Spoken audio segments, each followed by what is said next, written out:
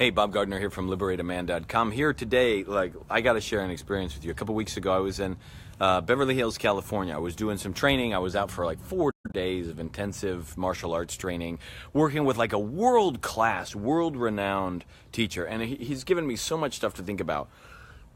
I even worked with him one-on-one for a little bit. He's given me so much stuff to think about that I'll probably share some of it in the coming days because if you don't already, that martial arts is this place that I like to go to because it makes me understand myself in some very profound ways.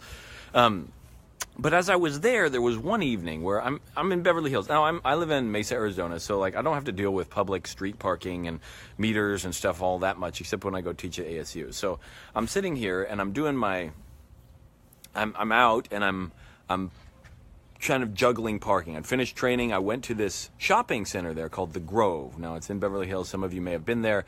I'd never been there. It was this cool experience. It's an outdoor mall, and there was a farmer's market, and if you were into people watching, man, you could see some cool stuff there.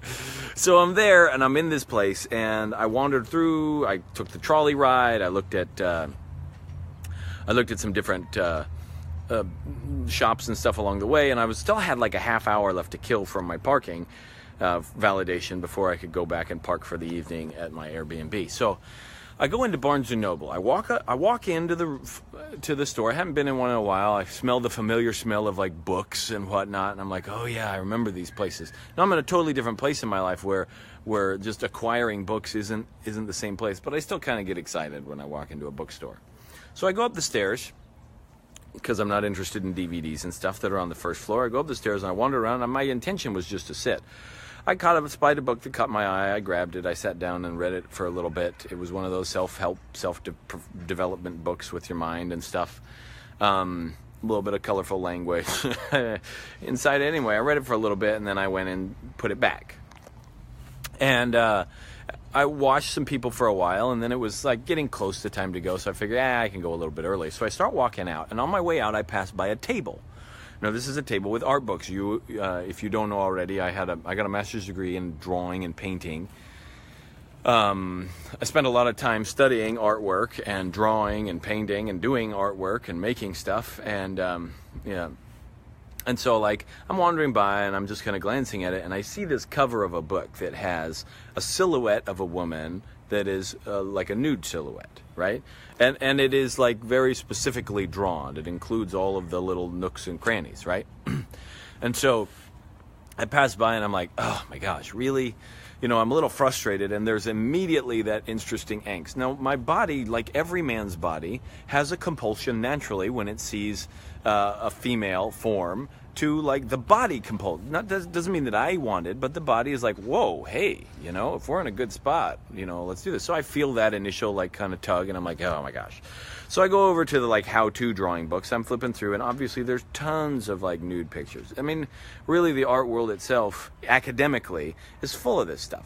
And for me, that bothered me a ton. So I kind of flipped through quickly because it's not a place that I wanted to be. But I noticed something in my mind. I was consciously aware of what was going on in my body, and I was actually looking at the drawings for their line quality and artwork, and I wasn't even jonesing on the women's body. So this was a powerful place for me.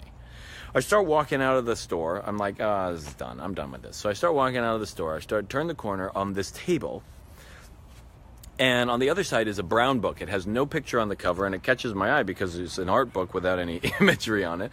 And on the front it says Playboy centerfolds from whenever it started till 2010 or 2015 or 17 or whenever it was.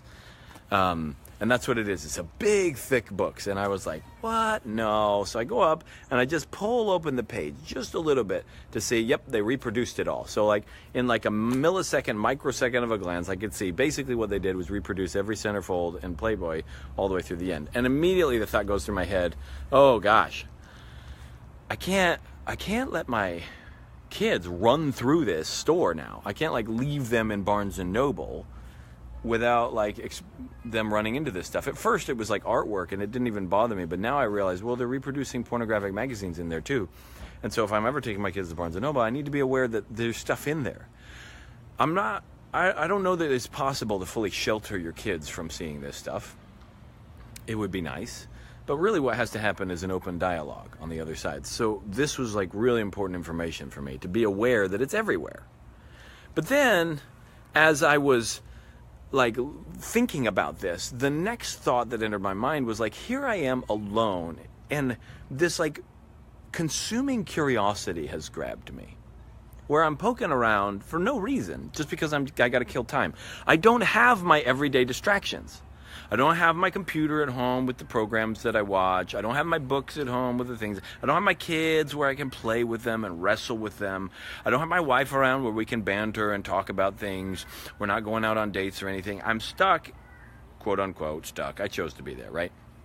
In a strange city that I'm not familiar with, juggling parking, which I'm not used to, and because I don't have my everyday distractions, the kinds of things that I use to give myself happiness on a regular basis, your favorite chair, your favorite haunts, all of those things, I don't have those.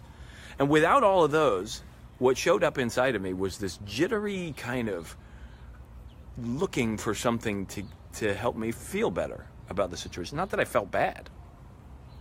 And it made me ask this question: who am I without all of my distractions? Now, and I'm not saying like having a wife is a bad thing. I love it. It's a beautiful part of life. But who am I without it?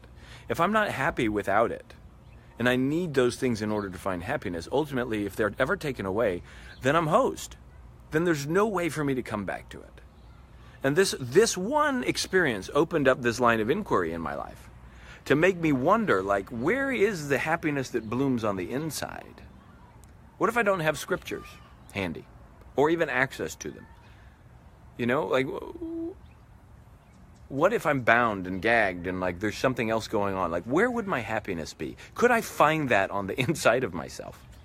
And if I can't, well, then having a wife and kids and having my favorite stuff ultimately are just temporary things. They're temporary. They're only helping me to the extent that they're giving me some sense of pleasure or some sense of excitement or some sense of distraction from the real issue underneath, which is this brooding unhappiness. Now, this brooding unhappiness, this loneliness, is the very thing that almost every addict is handling, is every addict is dealing with. And I don't care if it's porn, if it's drugs, or whatever. Like, we have addictions to being right. We have addictions to arguing. We have addictions to sports. We have addictions to food. We have addictions to drugs. We have addictions to prescription drugs. We have addictions to even church stuff. And I'm not saying good or bad, whatever. Like, if it works for you, if that's how you want your life to show up, awesome. We have addictions to porn. We have addictions to sex. Like, we have addictions to a whole lot of things because those are solving the underlying issue of unhappiness. And here I found that when I didn't have anything to solve it, like anything external to solve it, then what's underneath there is not yet that radiant joy that I'm looking for. And that's really where my life is going anyway. My search is to seek how to find that place permanently. You know, I've touched it. There have been really beautiful moments. I've touched it. But really, ultimately, it's to find that place of permanent joy. So then I look at this and I go, look, if I'm not completely happy and I need my wife in order to be happy, then I show up to that relationship needy. That's not a good way to have a relationship, because that means that if she's not happy with me for whatever reason, it might even be her own reason, then suddenly I'm not happy. And her unhappiness bleeds into mine. When I'm happy on my own and I don't need my wife for anything, and when she's happy on her own and she doesn't need me for anything, then the two of us choose to be together. That's a powerful relationship, because it's a real reflection of choice and not neediness and not compulsion, not compulsive behavior just because we need something.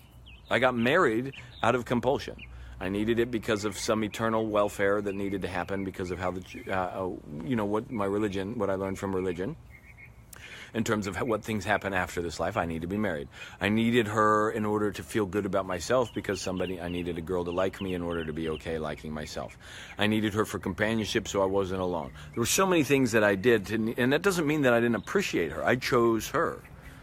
But a lot of it was driven by this subconscious compulsion. And as I strip away the layers of that to where we now have a relationship that is much more a relationship of I'm okay, you're okay, and we choose to be together, as I strip away the layers of it, it becomes a more fulfilling relationship.